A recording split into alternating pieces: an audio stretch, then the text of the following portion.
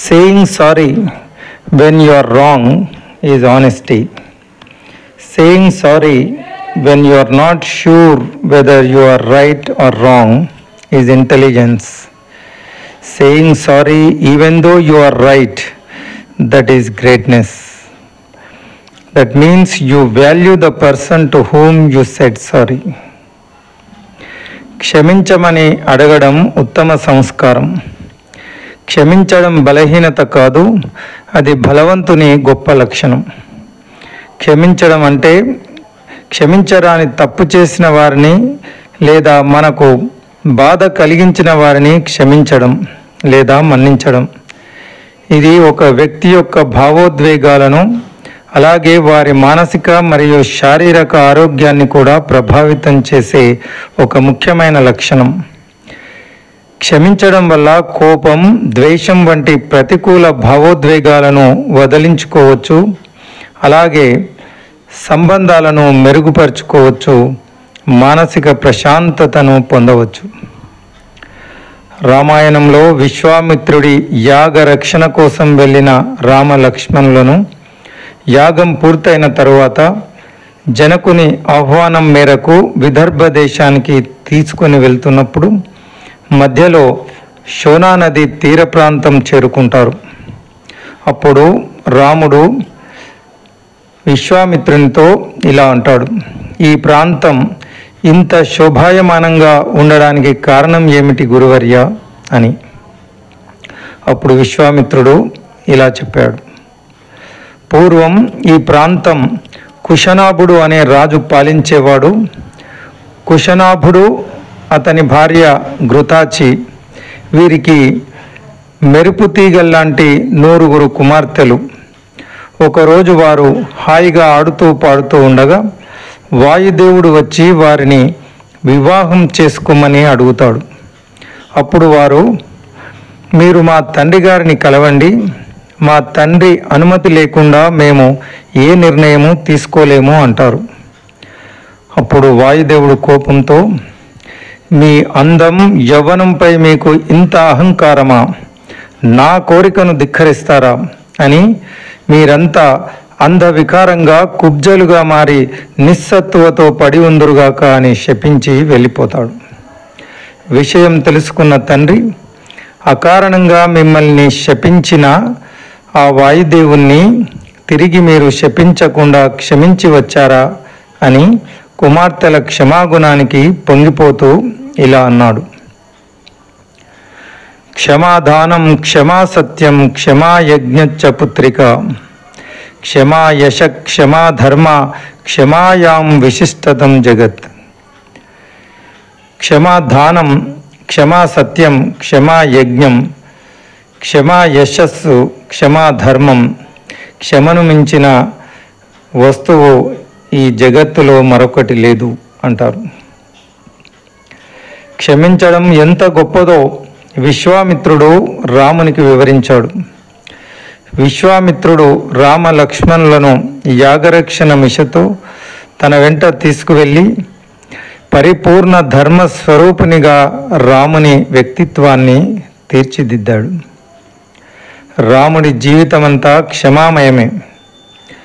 తన రాజ్యాధికారాన్ని తీసుకొని భరతునికి ఇప్పించడమే కాకుండా ఏ తప్పు చేయని తనను 14 సంవత్సరాలు నార చీరలతో ఘోరమైన అరణ్యవాసం చేయమని కోరిన తన పినతల్లి కైకేయిని క్షమిస్తాడు. అంతేకాదు, భరతుడు, వశిష్ఠాది మునులు, మంత్రులు, సకల సైన్యంతో సహా కౌసల్య, సుమిత్ర, కైకేయులు వెంటరాగా రాముని వెతుక్కుంటూ అరణ్యంలోకి వెళ్ళి రాముడు ఉన్న చిత్రకూట పర్వతం వద్ద రాముని కలిసి, మా తల్లి కైకేయి ఘోరమైన తప్పు చేసింది, నన్ను క్షమించి అయోధ్యకు తిరిగి వచ్చి రాజ్యాన్ని పరిపాలించమని రాముణ్ణి ప్రాధేయపడతాడు భరతుడు. అప్పుడు శ్రీరాముడు ముందుగా తన తల్లి కౌసల్యకు నమస్కరించకుండా కైకేయి వద్దకు వెళ్ళి పాదాభివందనం చేస్తాడు. అంటే రామునికి తెలుసు తాను కైకేయిని క్షమించినా తన సోదరుడు భరతుడు క్షమించలేదని, ప్రజలు కైకేయిని నిందిస్తూ దోషిగా చూస్తున్నారని తెలిసి అందుకే ముందుగా కైకేయిని నమస్కరించి తాను క్షమించడమే కాదు భరతుడు ప్రజలు కూడా కైకేయిని క్షమించే విధంగా చేసే ఉదార స్వభావం కలిగిన మహోన్నత వ్యక్తి శ్రీరామచంద్రుడు.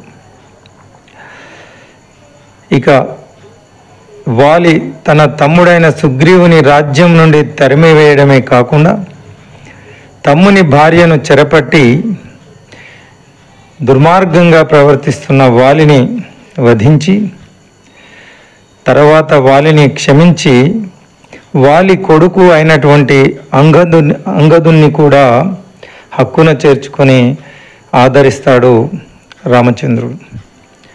అంతేకాదు సీతమ్మను అపహరించిన రావణుని తమ్ముడైన విభీషణుడికి కూడా ఆదరించి ఆశ్రయం కల్పించి అండగా నిలుస్తాడు. ఆశ్రిత జన పాలకుడు శ్రీరామచంద్రుడు. చివరికి సీతను అప్పగించి క్షమించమని అడిగితే ఆ రావణాసురుణ్ణి కూడా క్షమిస్తాను అంటాడు. అది రాముని యొక్క క్షమాగుణం. ఇక గౌతమ మహర్షి భార్య అహల్య ఏ భార్య చేయకూడని తప్పు చేసిన పశ్చాత్తాపంతో ప్రక్షాళన గావించుకొని రాముని పాద ధూళి సోకి పవిత్రురాలైన తన భార్య అహల్యను గౌతముడు క్షమించి తన భార్యగా అంగీకరించి స్వీకరిస్తాడు. అది క్షమాగుణం యొక్క పరాకాష్ట. మహాభారతంలో ద్రౌపది క్షమాగుణం మహోన్నతమైనది.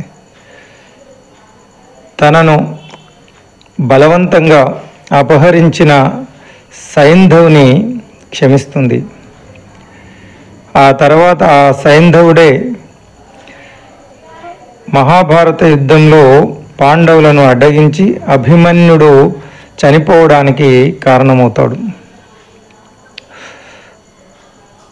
తన 5 కొడుకులు ఉప పాండవులను నిద్రపోతున్న వారిని నిర్దాక్షిణ్యంగా తలలు నరికి క్రూరంగా చంపినటువంటి గురుపుత్రుడైన అశ్వత్థామను కూడా చంపకుండా వదిలేయమని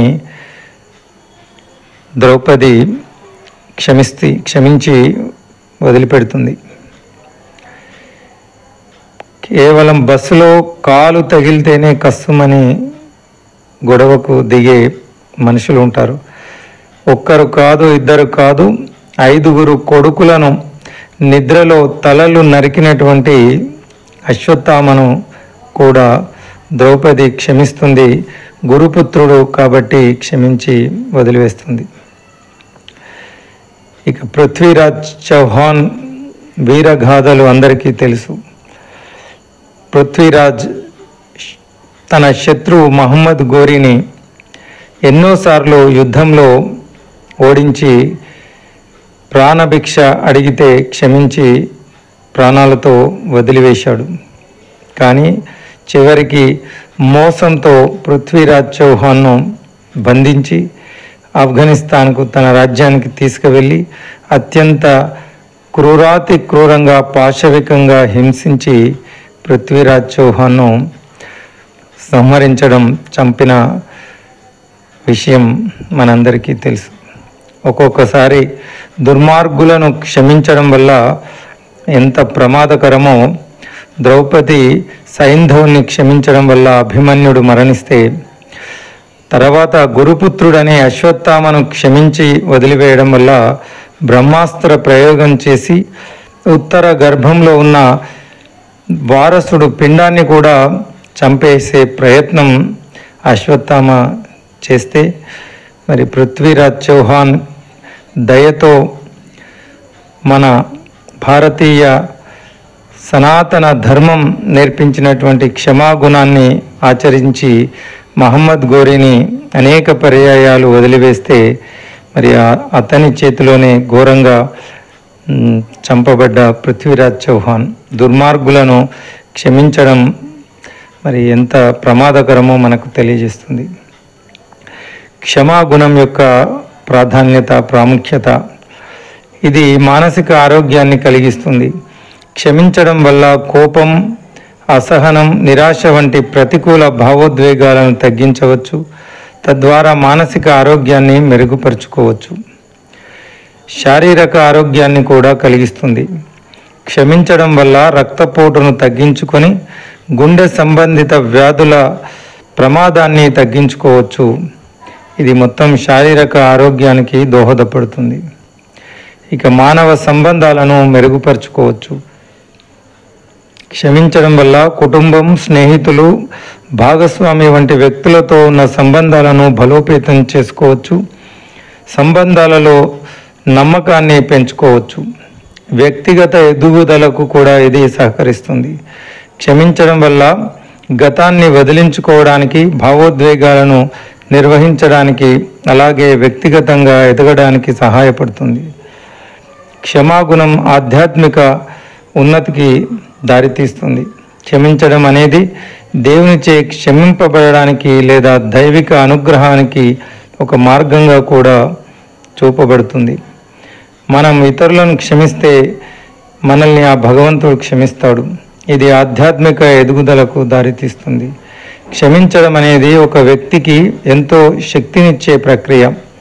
ఇది మనకు హాని చేసిన వారిని లేదా మనకు బాధ కలిగించిన వారిని మన్నించడం ద్వారా మనల్ని మనం విడిపించుకోవడానికి మరియు సంతోషకరమైన జీవితాన్ని గడపడానికి సహాయపడుతుంది.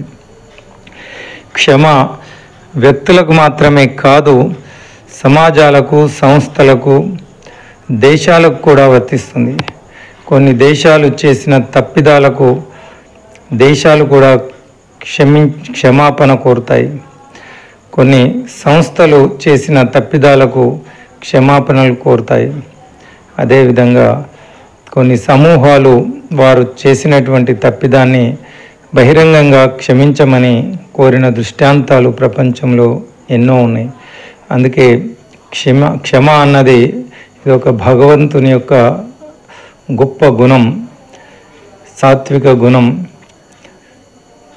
క్షమా దానం, క్షమా సత్యం, క్షమా యజ్ఞచ్చ పుత్రిక, క్షమా యశ, క్షమా ధర్మ, క్షమాయాం విశిష్టతం జగత్ అన్న కుశనాభుడు చెప్పినటువంటి మాటలు అది యథార్థం, సత్యం.